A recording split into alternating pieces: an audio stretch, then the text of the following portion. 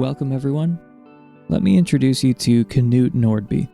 The late Norwegian neuroscientist was an expert in the science of color vision, who also happened to be completely colorblind. He's been called a real-life counterpart to Mary, the color scientist in Frank Jackson's famous/infamous knowledge argument. Due to missing cones in his eyes, Nordby only experienced black, white, and shades of gray. He also expressed curiosity about what it's like to see color, and it's this curiosity that inspired the paper we're talking about today. But first, in case you're unfamiliar with Mary, let's bring you up to speed. Mary is a brilliant scientist who is, for whatever reason, forced to investigate the world from a black and white room via a black and white television monitor. She specializes in the neurophysiology of vision and acquires, let us suppose, all the physical information there is to obtain about what goes on when we see ripe tomatoes or the sky, and use terms like red, blue, and so on. She discovers, for example, just which wavelength combinations from the sky stimulate the retina and exactly how this produces via the central nervous system the contraction of the vocal cords and expulsion of air from the lungs that results in the uttering of the sentence, "The sky is blue." What will happen when Mary is released from her black and white room? Will she learn anything or not? It seems just obvious that she will learn something about the world and our visual experience of it. But then it is inescapable that her previous knowledge was incomplete. But she had all the physical information. Ergo, there is more to have than that. And physicalism is false. So the argument is not that Mary should have had the experience of color just by learning neuroscience. That would be a terrible argument. The knowledge argument is about knowledge. So the argument tries to establish that Mary gains new knowledge, new information upon leaving her black and white room.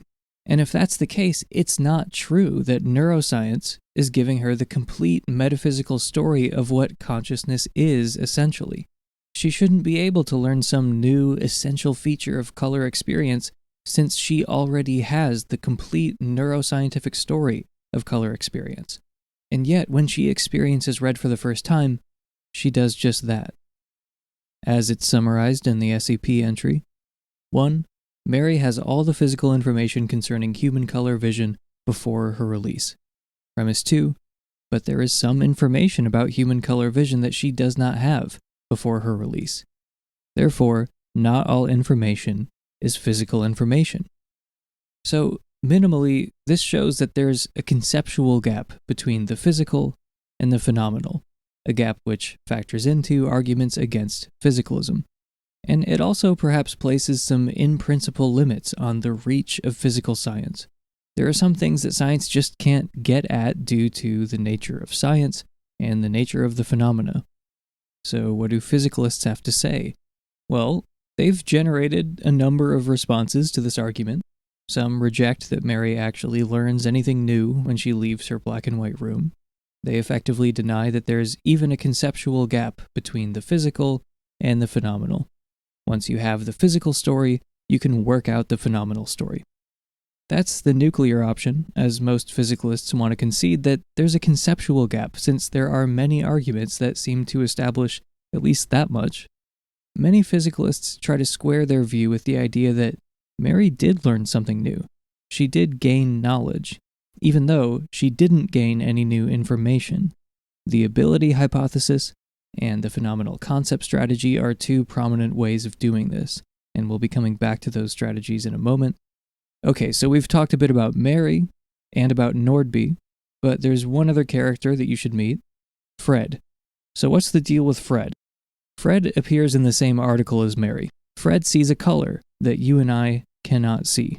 He tries to explain it to us, and we can even become experts in the neuroscience of color vision, just like Mary. But our curiosity, sadly, will never be satisfied. It doesn't matter how much we learn about what happens in Fred's brain when he sees this mysterious color. We'll just never know what it's like to see this color unless we experience it for ourselves. The neuroscience alone is inadequate to capture the knowledge of what it's like to see that color. Just as Mary and Nordby can be curious about red, we can be curious about whatever Fred is seeing. So let me introduce you to the most innocuous thesis ever, Phenomenal curiosity. Before she's experienced red, Mary could be curious about what it's like to see red, such that her curiosity cannot be entirely satisfied from reading physical science, but can be satisfied when she experiences red for the first time. This is from Philip Goff's paper, Curiosity in the Knowledge Argument. Why curiosity? Because curiosity is essentially a yearning for certain information, and satisfaction of curiosity essentially involves the relief of gaining that information. Quote, "We do feel that we can be curious about what it's like to have new experiences. Sometimes this curiosity can be satisfied by being told how the experience you haven't had resembles experiences you have had. But if the new experience doesn't especially resemble any other prior experience, then you have to actually have the experience to have your curiosity about it satisfied." End quote. So why am I harping on this? Well, first let's talk about the ability hypothesis. Proponents of the ability hypothesis hold that Mary gains a new ability, not new information. This is not the only response physicalists have to the knowledge argument, but it is kind of a favorite. So in order to understand the ability hypothesis, you have to understand the distinction between propositional knowledge and knowing how to do something. This is sometimes called knowledge that versus knowledge how. Knowledge that is ordinary propositional knowledge, ordinary facts like the house is red, the cat is on the mat, etc. But then there are abilities, know-how, wiggling your ears, playing the piano, walking, speaking, building a brick wall. These are abilities, and typically it's not thought that know-how is propositional. Someone might have the ability to dunk a basketball, but that's not propositional knowledge.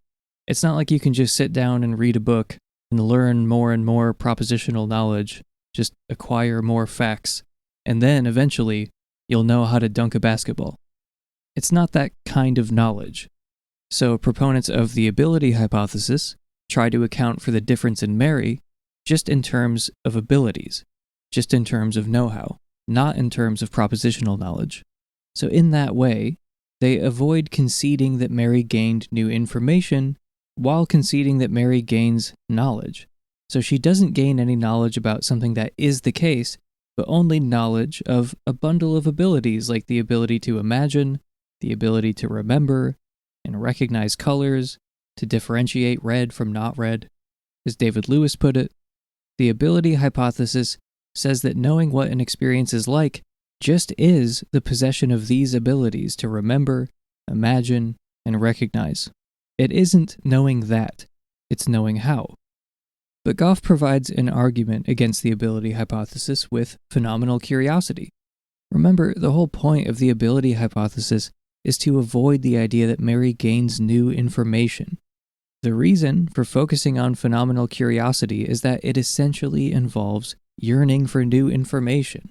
The satisfaction of curiosity likewise involves gaining that information you previously did not have. But the whole point of the ability hypothesis is to account for Mary's new knowledge in terms of mere abilities. The whole point is to avoid the gaining of new information. Goff puts it in the form of a dilemma. Quote, "On the ability hypothesis, learning what it's like to see red just is a matter of gaining new abilities. Either the gaining of those abilities involves the gaining of new information, or it doesn't. If it doesn't, then the ability hypothesis entails that learning what it's like to see red does not in fact involve gaining new information, and hence is inconsistent with phenomenal curiosity. By definition, one's curiosity can only be satisfied if one gains new information. If Mary's new abilities do come with new information, on the other hand, then this undermines the whole point of the ability hypothesis, which is to avoid the threat of phenomenal information by accounting for the change in Mary in terms of mere abilities." End quote. In short, the ability hypothesis is incompatible with phenomenal curiosity. It's incompatible with the idea that Mary could be curious about what it's like to see red. Nobody wants to bite that bullet, but if you endorse the ability hypothesis, you kind of have to. But the ability hypothesis is not the only response in the physicalist arsenal. It's not even the only way to say that Mary's new knowledge involves non-propositional knowledge. But still, it's a big deal that this major response to the knowledge argument is incompatible with phenomenal curiosity. Another popular response is the phenomenal concept strategy. This is basically the idea that the gap between mind and body doesn't exist because there's an ontological gap between the physical and the mental, but because there's a gap in our concepts of these things. So phenomenal concept strategists would agree that Mary gains a new concept. She does get something new. She gets a new way of thinking about a feature of reality. But just because Mary has a new concept doesn't mean that there's a new feature of reality. So phenomenal concept strategists would grant that there is a conceptual gap between the physical and the phenomenal. They're fine with the conceivability of zombies, and they're fine with Mary gaining something new when she leaves her black and white room. So Mary has a new concept, but that doesn't mean there's a new feature of reality that comes along with the new concept. The new concept could refer to something that you already knew about. So phenomenal concept strategists could say that Mary gains propositional knowledge when she sees red for the first time. But that's really just a different label for something that she already knew about, namely a certain brain state. These are just two co-referring concepts. They're two concepts that refer to the same thing ontologically. As we discussed in the zombie episode, I think phenomenal transparency poses an insurmountable problem for this view. Phenomenal transparency, to remind you, is the view that phenomenal concepts reveal the nature of what they refer to a priori to the concept user. The concept water, on the other hand, is opaque. It's not a priori that water is H2O, essentially. But phenomenal concepts are different. It's in virtue of possessing a concept like pain that we know what pain is. Pain is a feeling, so once you've had the experience, you know what pain is. Not going to go down that path here. Check out the zombie episode for that argument.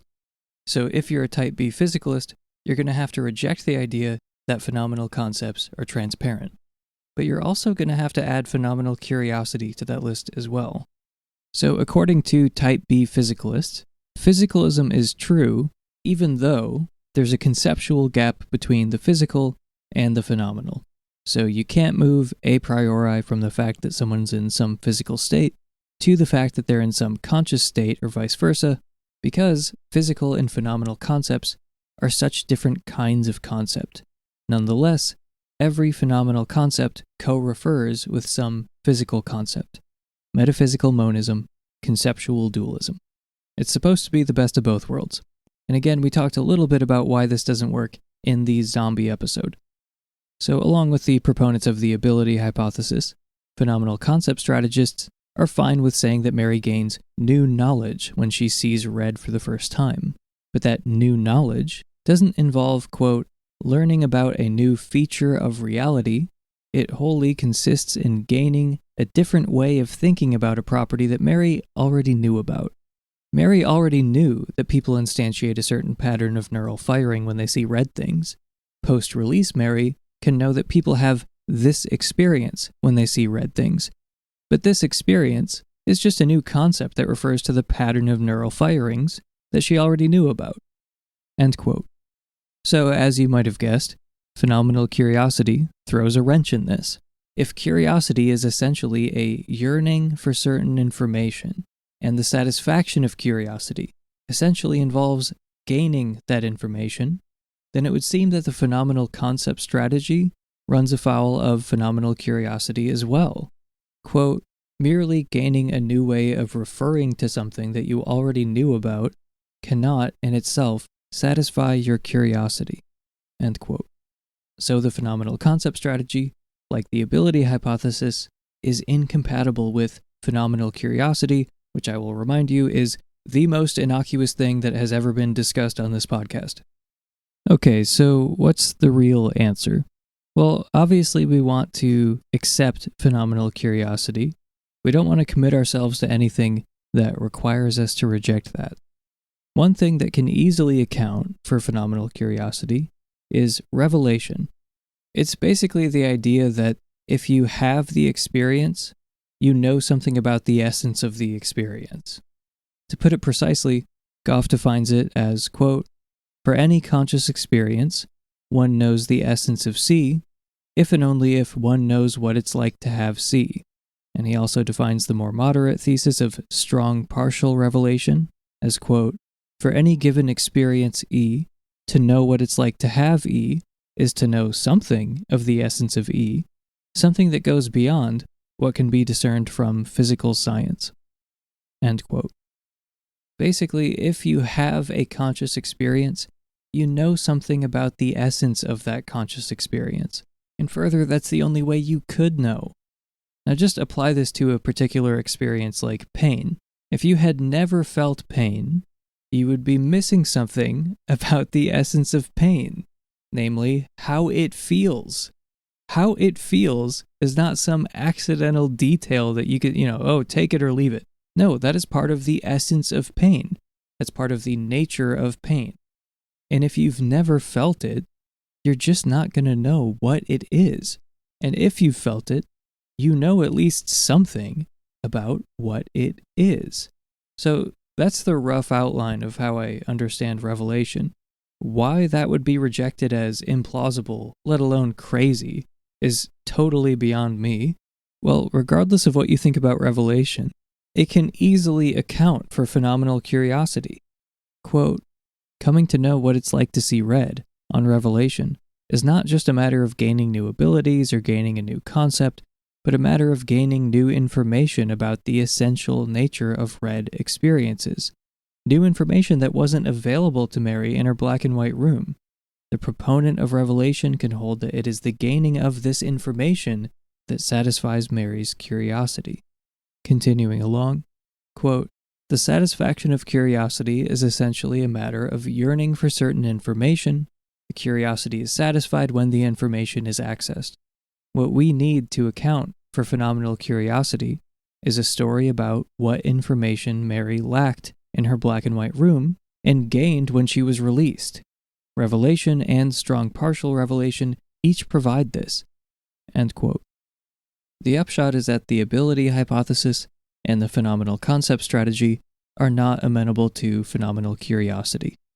Revelation, however, can account for phenomenal curiosity. Rejecting revelation would help immensely in staving off non-physicalism, since as Goff argues in Consciousness and Fundamental Reality, the case against physicalism largely depends on revelation and phenomenal transparency. Basically, physicalists resist revelation because putting revelation and physicalism together has a very strange entailment. Revelation in conjunction with physicalism seems to entail that we could know the physical nature of conscious states just by having them.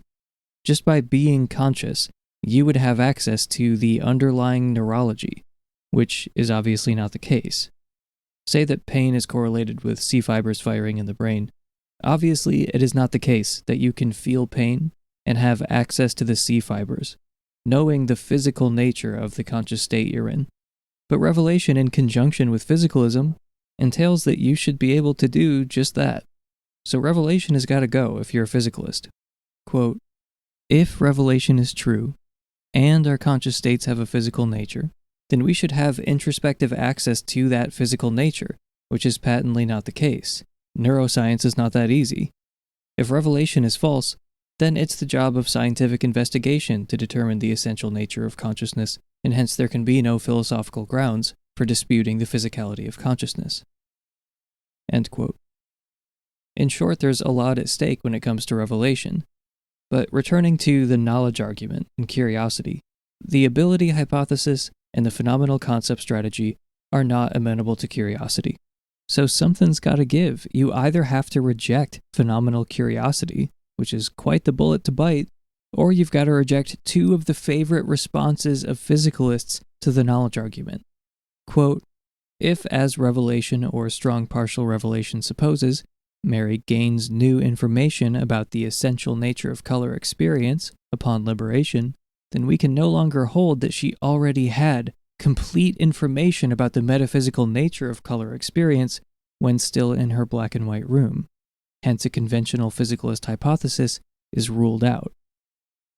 So we haven't talked about it since it seems kind of unreasonable, but what about just denying phenomenal curiosity in the first place? Well, that's one way of protecting physicalism. We could deny that Mary could be curious about what it's like to see red, or that Nordby could be curious about what we're seeing. We're just so conceptually confused. So the illusionist option would allow you to say that. You might just deny that there's a conceptual gap.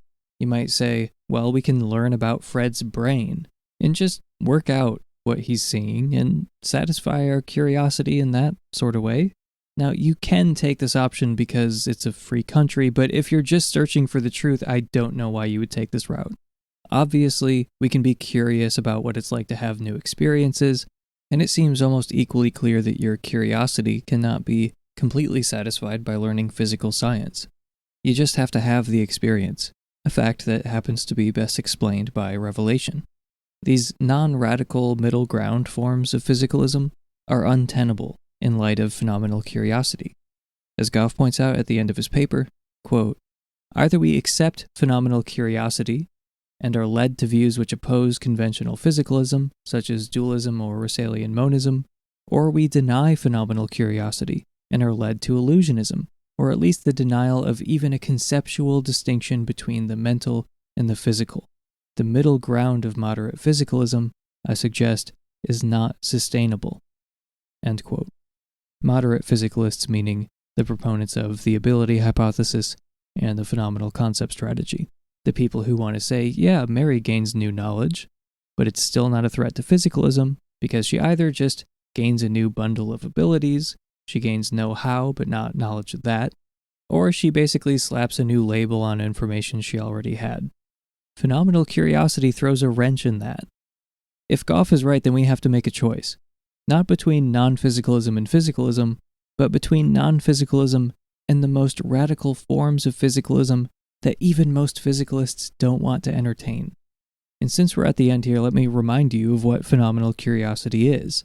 Quote, before she's experienced red, Mary could be curious about what it's like to see red, such that her curiosity cannot be entirely satisfied from reading physical science, but can be satisfied when she experiences red for the first time. Regardless of which direction this sends you in, revelation can account for what information she lacked in her black and white room and what she gained when she was released. It can account for what we lack that Fred has, for what Nordby lacks that we have. Non-physicalists love to play this game of name the most innocuous possible thing that physicalists will still say they don't agree with or just can't understand. I like this paper because I think this might be the new high score. Thank you for listening.